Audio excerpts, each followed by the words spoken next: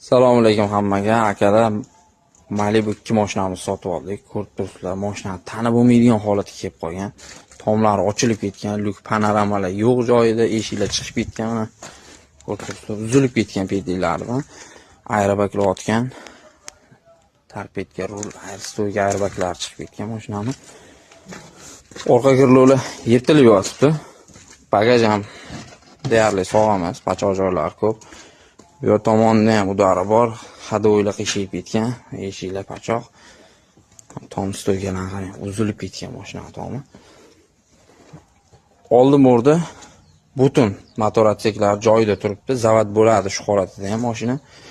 Mashinamizni yiliga kelsak, eng oxirgi chiqqan Malibu 2lardan 2023 Premier bor yo'g'i 10.000 kilometr yurgan mashinamiz. Mana ko'rib turibsizlar holatini. Bu mashinani xuddi shu holatda borib egalari bilan ko'rishib sotib oldik akalar.